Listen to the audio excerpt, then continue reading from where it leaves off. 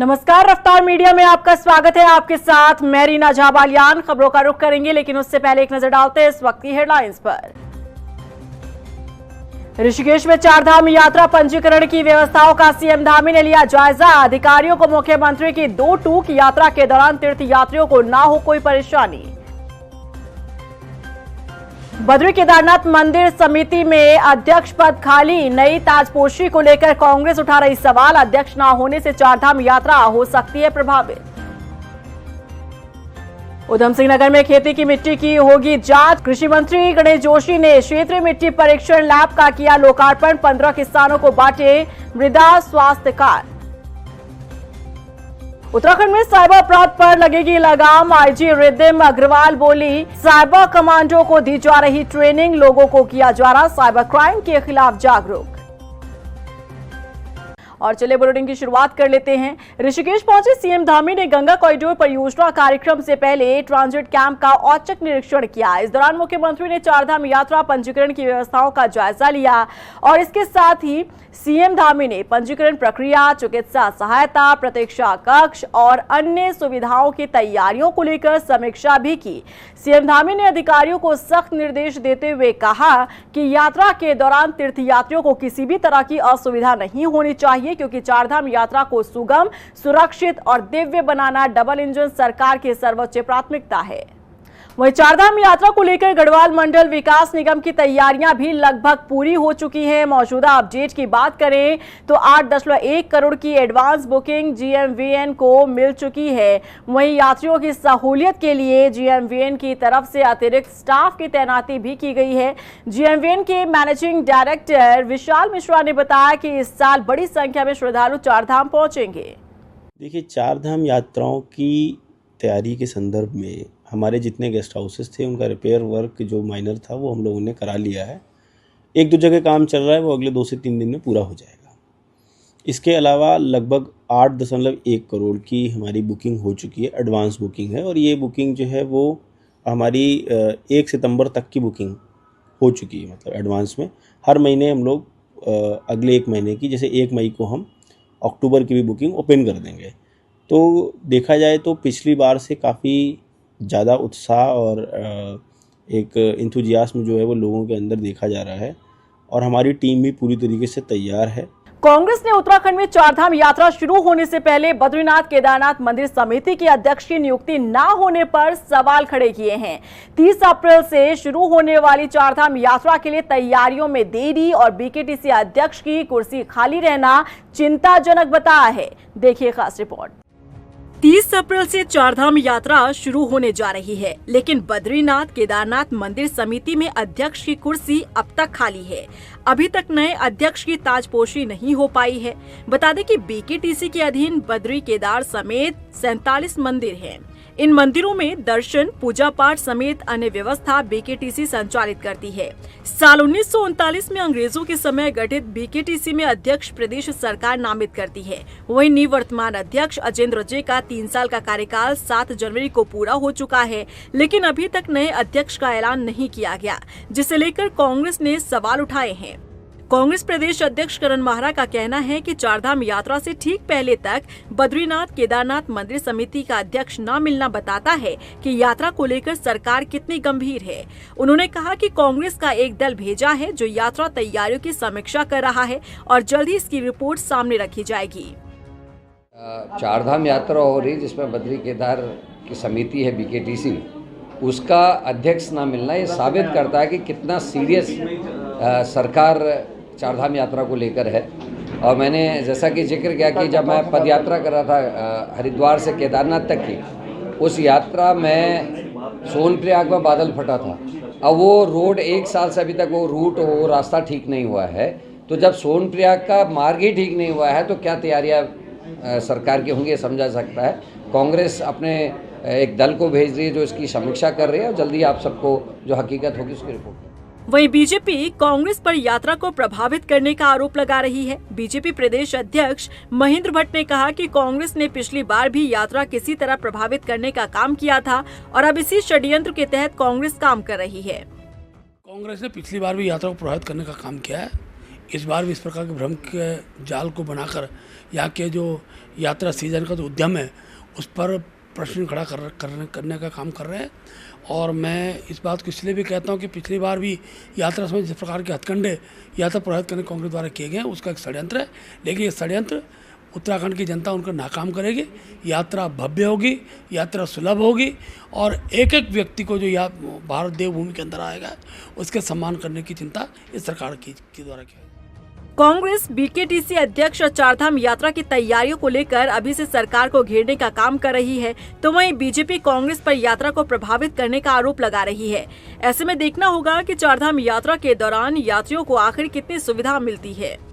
रफ्तार मीडिया के लिए देहरादून से सुशांत सिंह की रिपोर्ट।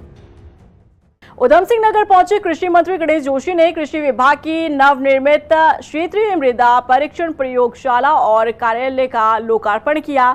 इस दौरान मंत्री गणेश जोशी ने 15 किसानों को मृदा स्वास्थ्य कार्ड वितरित भी किए। उन्होंने कहा कि इस क्षेत्र में ज्यादा फर्टिलाइजर्स का उपयोग करने से किसानों और काश्तकारों की जमीनों की उर्वरा शक्ति कम होगी और ऐसे में प्रयोगशाला के जरिए खेतों की मिट्टी का परीक्षण किया जाएगा। इसके साथ ही मंत्री ने कहा कि किसानों का उत्पाद और उनकी आय में वृद्धि पर ही सरकार का फोकस है।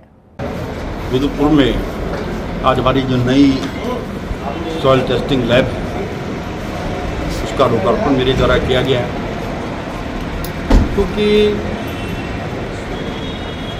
इस बेल्ट में सबसे ज़्यादा उर्वरक इस्तेमाल करने के कारण किसानों की ज़मीन की उर्वरक क्षमता जो है समाप्त होती जा रही है। इसमें सभी प्रकार के टेस्टों की जो ज़मीन के अंदर जो गुणवत्ता होती है, जैसे nitrogen, phosphorus, potash, sulphur, zinc, magnesium, iron, copper, जो जो उसमें होना चाहिए, सभी चीज़ों की टेस्टिंग यहाँ पर होगी। और उसके बाद किस प्रकार की खाद का प्रयोग वो करेंगे, उसके लिए मृदा स्वास्थ्य कार्ड किसानों को दिए गए हैं। कुछ किसानों को आज सिंबॉलिक हमने दिए हैं, जिससे किसान को जानकारी रहेगी कि आपकी ज़मीन में आपने किस प्रकार की खाद का उपयोग करना है।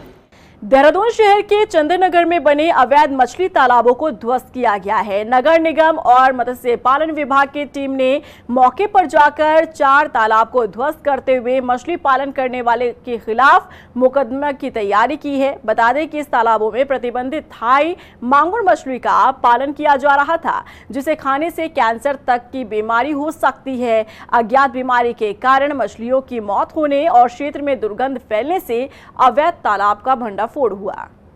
देखिए, जो मछली पालन वहाँ पे किया जा रहा था, तो मत्स्य विभाग वालों ने बताया हमें कि वो जो है वो थाई मंगूर मछली है जो कि प्रतिबंधित है और इस मछली के खाने से व्यक्ति के अंदर कैंसर जैसी बीमारी भी उत्पन्न हो सकती है। तो वो पूरी दुनिया भर में प्रतिबंधित है। वो हमारे यहाँ पे नगर निगम क्षेत्र में कोई गुपचुप तरीके से उसको पाल रहे थे और उनका आगे पता नहीं कहाँ पे भेजा जा रहा था। हमें वहाँ पे जब हम गए तो वहाँ पे सिवाय उनके जो नौकर चाकर थे उनके अलावा कोई मिला नहीं। तो हमने वो पूरी जगह को हमने सर में ब्लीचिंग पाउडर भी डाल दिया है और साथ ही साथ हमने उनको बंद करने का भी काम किया। पहलगाम आतंकी हमले में शहीद हुए करनाल निवासी विनय नरवाल की अस्थियां हरिद्वार में हर की पैड़ी पर विधिवत पूजा पाठ के साथ गंगा जी में विसर्जित की गई। इस दौरान शहीद के पिता राजेश नरवाल समेत परिवार के अन्य सदस्य मौजूद रहे। पूर्व कैबिनेट मंत्री मदन कौशिक और बीजेपी कार्यकर्ता भी घाट पर पहुंचे। इस दौरान हर की पैड़ी पर मौजूद सभी लोगों की आंखें नम नजर आई। सबसे पहले तो मैं पूरे विश्व का, देश का और अपने देशवासियों का धन्यवाद करना चाहता हूं कि इस दुख की घड़ी में वो मेरे साथ खड़े हैं। प्रशासन ने, सरकार ने, सभी देशवासियों ने मेरा ढांढस बंधाया है, मेरे परिवार को सांत्वना दी है। इसके लिए मैं उनका धन्यवाद करता हूँ। जिस तरह से घटना की गई पूरी, तो क्या कहना चाहेंगे? घटना मैं भी सुनी सुनाई बता सकता हूँ, क्योंकि मैं तो घर पर था, बेटा और मेरी पुत्र वधू गए हुए थे। उसके बारे में उसको डिस्क्राइब मैं नहीं कर सकता। वहीं पहलगाम आतंकी हमले के विरोध में उत्तरकाशी की मस्जिद में मुस्लिम समुदाय के लोगों ने काली पट्टी बांधकर नमाज अदा की और पाकिस्तान के खिलाफ जमकर नारे लगाए। मुस्लिम समुदाय के लोगों का कहना है कि जिस तरह से पाकिस्तान से आए आतंकवादियों ने कश्मीर में धर्म पूछकर पर्यटकों की हत्या की, वो इंसानियत के नाम पर धब्बा है। भारत सरकार को पाकिस्तान के खिलाफ कड़ी कार्रवाई कर करारा जवाब देना चाहिए। जो पाकिस्तानी द्वारा आतंकी हमला हुआ है, इसकी हम घोर निंदा करते हैं और इन्हें कायराता जो हरकत करी है ये हमें बिल्कुल बर्दाश्त नहीं है। इसलिए आज हम पाकिस्तान और आतंकवाद का काली पार्टी बांधकर पूरे उत्तरकाशी के मुस्लिम समाज इसका विरोध कर रहे हैं कि ऐसी हरकत ना हो। और सरकार से अपील करते हैं कि जिस तरह इन्होंने हमारे आदमी को मारा है, हमारे आदमी को शहीद किया है, इस तरह इनके घर में घुस के इनको मारा जाए। इसका बदला, एक एक आदमी की जान का बदला लिया जाए पाकिस्तानी आतंकवादियों से। वहीं रुड़की की जामा मस्जिद में भी जुमे की नमाज के दौरान मुस्लिम समाज के लोगों ने काली पट्टी बांधकर पहलगाम हमले को लेकर अफसोस जताया। मुस्लिम समुदाय के लोगों का कहना है कि आतंकवाद का कोई धर्म नहीं होता और जिन आतंकवादियों ने इस घटना को अंजाम दिया है उन पर कड़ी कार्रवाई होनी चाहिए। 2-4 दिन पहले हादसा हुआ है और अनजान लोगों ने गोली मार के उनको बेगुनाह लोगों को भून दिया है। इसका हम सभी हिंदुस्तानियों को और ख़ास तौर से हम अहले रुड़की वालों को बहुत गम है और बहुत दुख है। जो भी हुआ है बहुत बुरा हुआ है। इसमें हम उनके जो मारे गए, उनके जो रिश्तेदार हैं, बीवी बच्चे हैं, उनके गम में हम बराबर के शरीक हैं। संविधान निर्माता डॉक्टर भीमराव अंबेडकर का नाम लेकर सियासत करने वालों को काशीपुर में करारा जवाब मिला है। भीमराव अंबेडकर के सम्मान में आयोजित एक सभा में बीजेपी नेताओं ने मंच से कांग्रेस पर निशाना साधते हुए कहा कि कांग्रेस सिर्फ भीमराव अंबेडकर और संविधान के नाम पर राजनीति करती है, लेकिन बीजेपी ने डॉक्टर भीमराव अंबेडकर के सम्मान में कई बेहतर कार्य किए हैं। प्रदेश नेतृत्व के द्वारा मेरे जिले को यह निर्देशित किया गया कि आपने पूरे जिले के अंदर एक संगोष्ठी का आयोजन करना है, जिसमें अनुसूचित समाज के ऐसे लोग जो विभिन्न जातियों से आते हैं उनको ससम्मान बुलाना है और उनके साथ संवाद स्थापित करना है। बाबा साहब के सपनों को लेकर भारतीय जनता पार्टी परिवार निरंतर आगे बढ़ रहा है। इसमें कांग्रेस की उपेक्षा बनाम भाजपा द्वारा किया गया सम्मान। अल्मोड़ा में कुमाऊं के पुलिस महानिरीक्षक रिदिम अग्रवाल ने पुलिस लाइन में कानून व्यवस्था को लेकर जनपद के आला अधिकारियों के साथ बैठक कर अपराध की समीक्षा की। उन्होंने कहा कि साइबर क्राइम को रोकने के लिए पुलिस लगातार लोगों को जागरूक कर रही है। साथ ही अब प्रदेश में साइबर कमांडो भी तैयार किए गए हैं। उन्होंने बताया कि गृह मंत्री के निर्देश पर साइबर कमांडो को ट्रेनिंग दी गई है। साइबर क्राइम हमारा निरंतर बढ़ रहा है। हम ट्रेंड यही देख रहे हैं कि फिजिकल क्राइम से इस वक्त साइबर क्राइम्स की तरफ ट्रेंड ज्यादा हुआ है। इसको देखते हुए हमें दोनों तरफ कार्य करना होगा। एक, जनता जागरूक रहे। जनता को जागरूक करने के लिए हम निरंतर हमारे सोशल मीडिया सेल्स की तरफ से साइबर क्राइम, फ्रॉड किस प्रकार के हो रहे हैं उसकी सूचनाएं जनता तक भेजने की कोशिश करते हैं।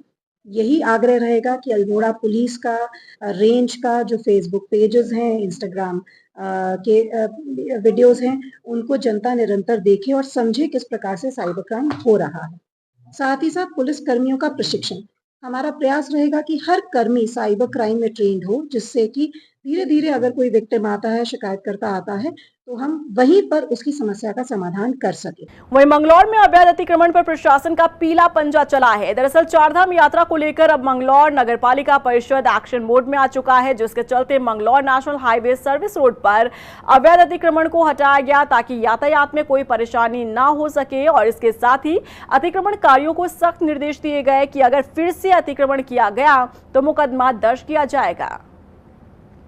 लालकुआं में गैस की कालाबाजारी और गैस रिफिलिंग के खिलाफ खाद्य आपूर्ति विभाग अभियान चलाने जा रहा है, जिसमें घरेलू गैस सिलेंडर का दुरुपयोग और अवैध गैस रिफिलिंग करने वालों पर मुकदमा कर सख्त कार्रवाई की जाएगी। यह अभियान क्षेत्र के हर गली मोहल्ले में चलाया जाएगा। इसके लिए विशेष जांच दल गठित किया जा रहा है। रिफिलिंग पे समय पे कार्रवाई की जाती रही है। परसों ही मेरे द्वारा हल्द्वानी में रिफिलिंग पे FIR दर्ज की गई है। जैसी शिकायत प्राप्त होती है तो हम तुरंत उस पर कार्रवाई करते हैं और कड़ी से कड़ी कार्रवाई करते हैं। रुड़की में छात्राओं के खिलाफ होने वाली आपराधिक घटनाओं और सोशल मीडिया से दूरी बनाए रखने के लिए पुलिस की पाठशाला का आयोजन किया जा रहा है, जिससे बेटियों को आपराधिक घटनाओं से बचने के लिए जागरूक किया जा रहा है। मंगलौर के केवल कन्या पाठशाला में पुलिस की पाठशाला कार्यक्रम का आयोजन किया गया। SP देहात शेखर चंद्र सुयाल ने छात्राओं को सोशल मीडिया के जरिए होने वाले अपराध से अलर्ट रहने के लिए जानकारी दी। तो बच्चों ने इत्मीनान से हमारी बातें सुनी और गर्ल्स स्कूल है तो इसकी महत्ता और भी ज़्यादा बढ़ जाती है। इंटरनेट, सोशल मीडिया के जो डिमेरिट हैं, जो उसके कंसील्ड थ्रेट हैं, उसके बारे में बच्चों को अवेयर किया जाना बहुत ज़रूरी है।